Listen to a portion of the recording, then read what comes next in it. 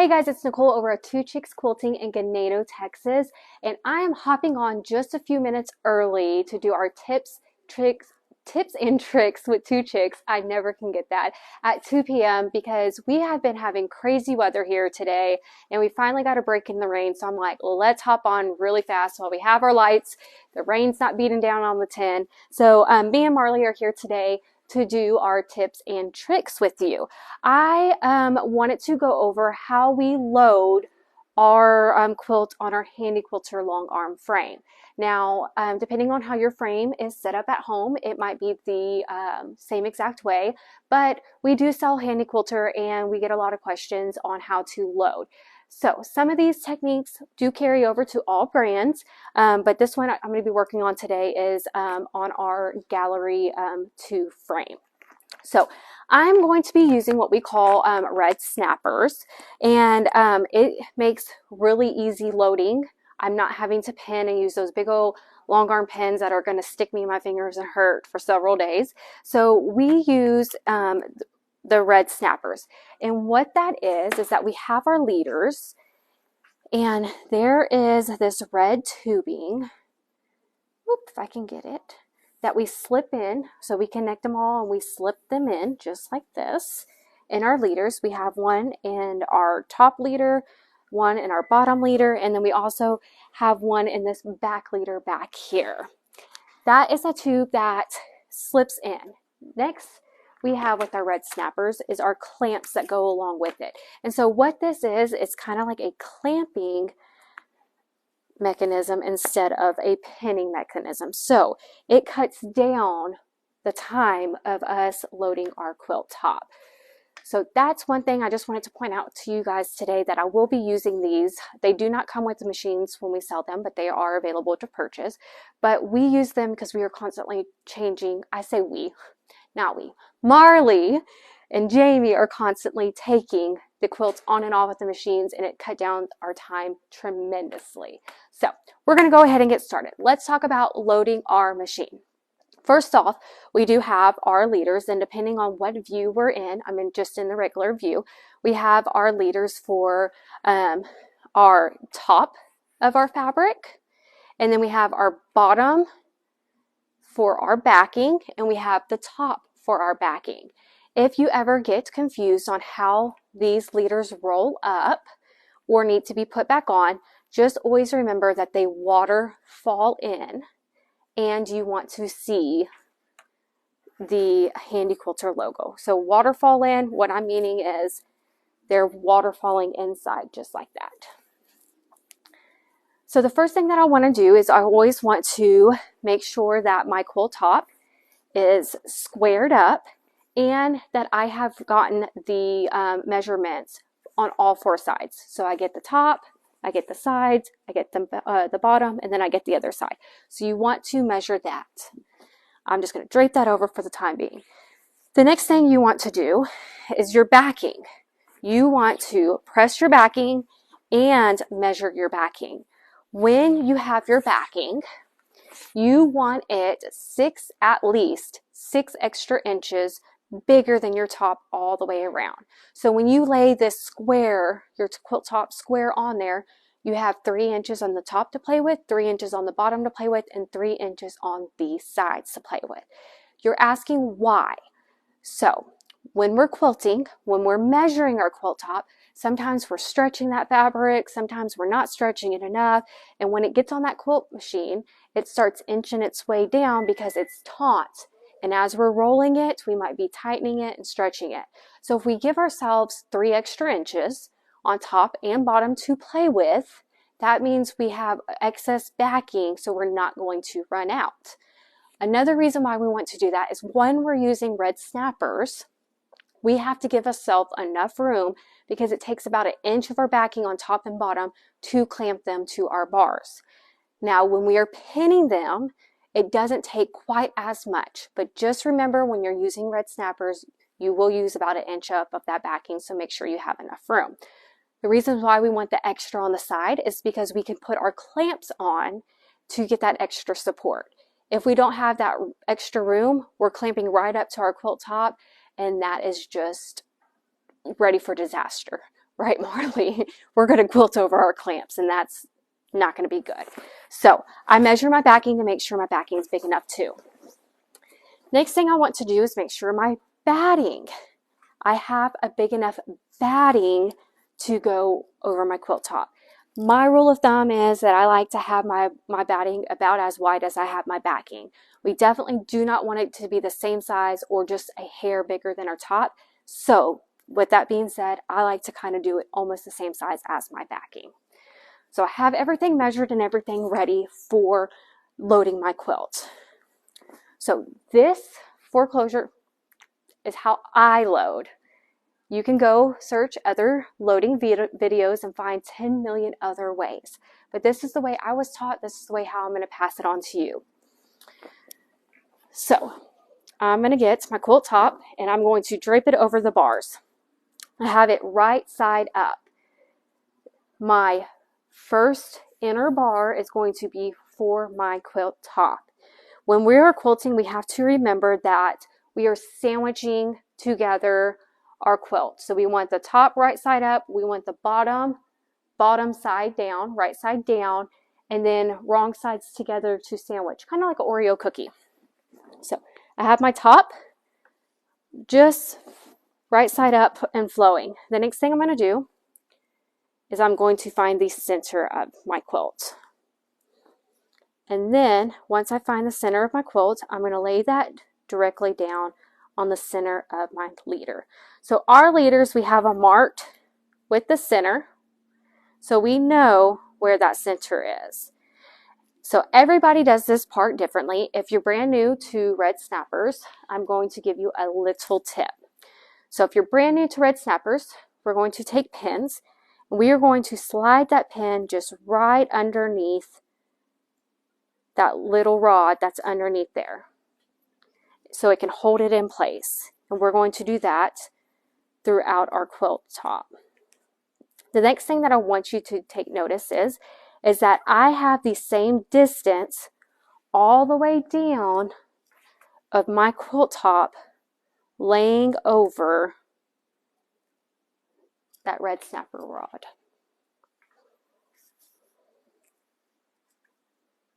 So just putting a couple of pins in there to hold it in place.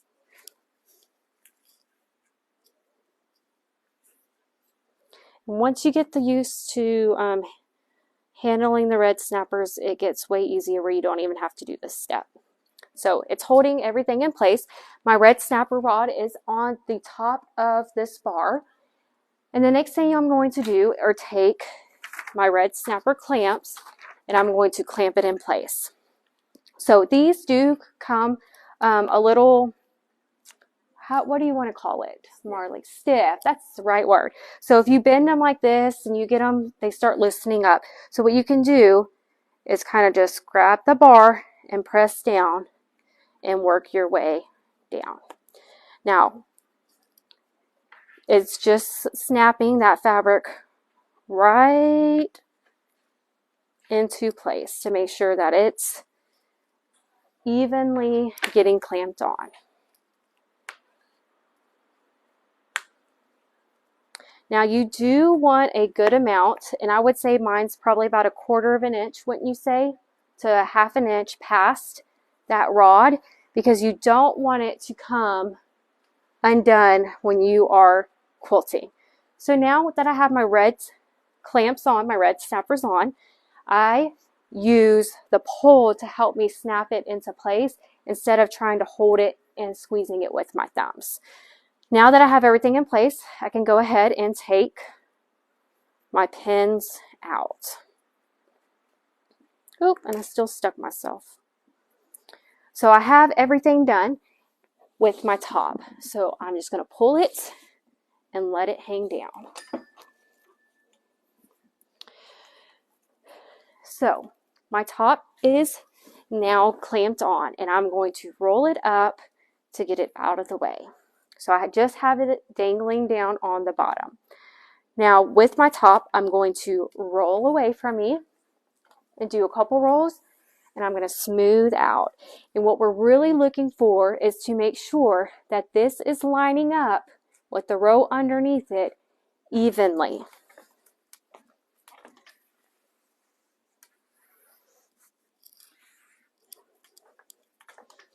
Another thing that you can do is not only making sure that your edges are lining up, but if you have a seam that goes all the way across, you can make sure it's hitting the bar at the same exact place.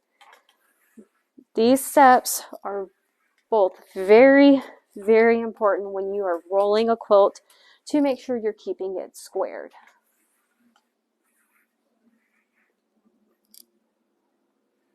Okay, so I have my top on. We're not going to judge this one because I didn't really square it up that great before I put it on, because it's just an example. I have my quilt top now rolled up. I'm going to move to my backing. So I'm taking my backing fabric and I'm going to do the same thing and just drape it over. This time, instead of having right side up, we want the wrong side up because we are going to be sandwiching our quilt top together. So I'm going to find my center.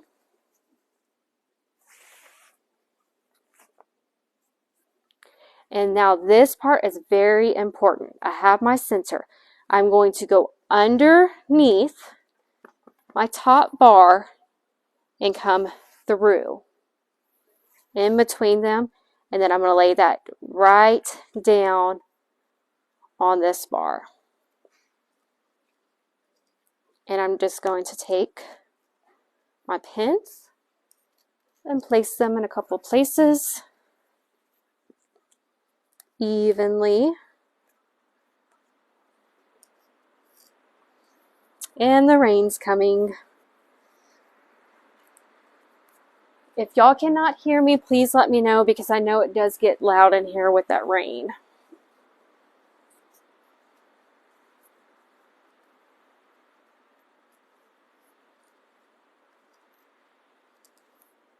Okay.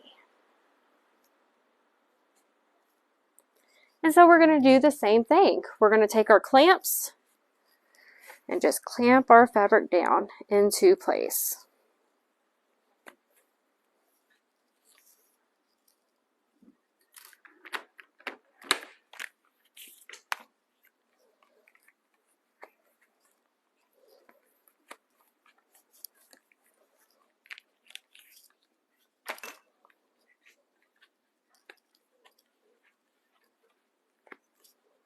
Taking my pins out. And now, there's a couple of different ways we can do the back part to attach the top of our backing. I like to just pull the extraness and let it go ahead and hang down. So if you don't have room to go to behind your machine, all you're going to do is allow it to come to the front. Okay? We're going to do the same thing.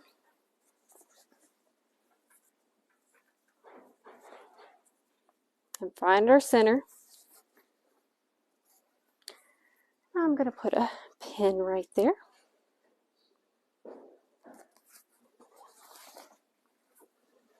And then you want to take right side to right side. And so you can lay it down and clamp it. Sorry guys, I don't normally do this way.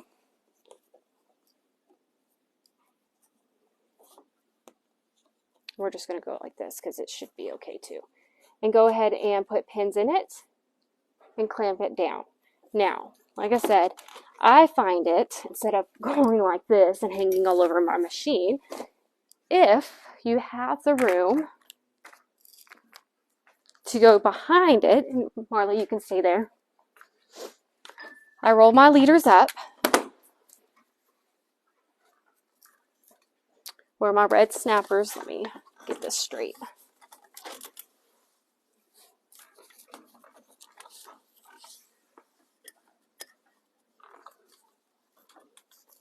There we go. Where my red snappers are on the top of the bar.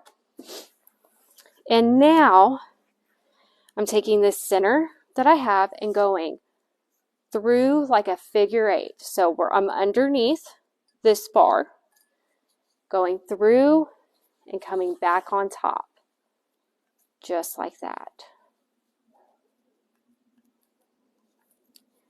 And then I'm placing my pins just like I did on the front bars.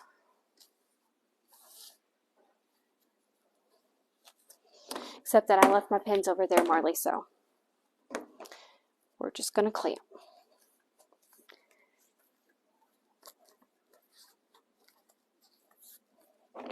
Is anybody watching? Anybody have questions? Nope. Nope to the questions. Hopefully watching. Hopefully watching.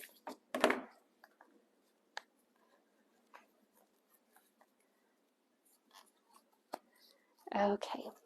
Now, if you used pins or you had extra clamps or anything like that, you want to make sure you take them with you and don't leave them on the back of your table. Don't ask me how I know. I have no clue. So after I had clamped that, I'm just going to let it go. And I'm going to unroll it just a little bit so that it's going to hang down here. So this is exactly what you want to see your backing look like. This bar right here is we call a dead bar, and it just holds that quilt flat instead of being at an angle. Yes, and it will be posted to our YouTube channel. Yes, we are going to be big time and have YouTube. Okay, so now I have my backing, and I'm going to roll it up. So same as the top, except we're rolling to us. And we are going to smooth out as we're rolling. Now, a wide back is a little crazy sometimes. It is rolled crooked on the bolts from the manufacturers. So us at Two Chicks Quilting try to cut as straight as possible, which this one is great. And we're just rolling it up. Okay. Next thing I'm going to do is just go ahead and get my backing tight. I'm going to cross in front of the camera real fast. So I'm just tightening it enough for my backing. If you do not have these on your machine, you're missing out. They're awesome. These little guys right here are called pole cradles. So it allows you to put the batting underneath with ease. You don't have to fight it. So now we're going to put our batting down. Tip about batting, there is most of the time a right side and a wrong side. For our batting in particular, the smoother side, what we call is dimples because the holes are going in. And then there's a rougher side. Can they see that roughness? It goes down, called pimples. Just a couple, easy way to remember. Dimples up, pimples down, because we don't want to see pimples. And we're just going to fit that right in. Kathy Merck says, I have watched several videos on handy quilters on how to load a quilt, and Nicole, you are rocking it. I need to save this video. Whoop, whoop. That's what I like to hear. I've gotten a lot of practice. So my backing is pretty tight where I want it. I have my batting on top, and the next thing that I'm going to do is just put my clamps on. Now, when you put your clamps on, this is just to hold it for extra support. This is not to put it tight as a trampoline. You just want it tight enough where it does not distort your backing. And I'm not going to put them on that side because I'm not going to have the machine. And then what I also like to do is when I have my pole in the cradles, I like to loosen this up so I'm not stretching my fabric and just putting it up close enough. And then I'll put it down. Marley, would you grab that side?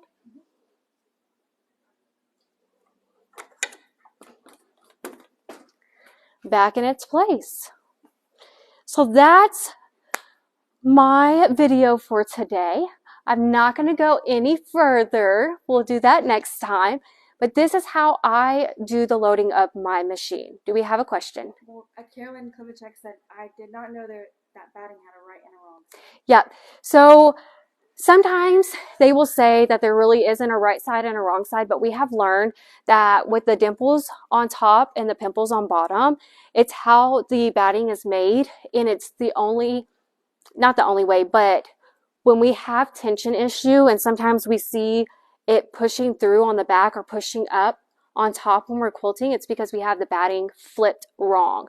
So this is a natural way that the needle goes in when it was made. So we found that it quilts way better going that way.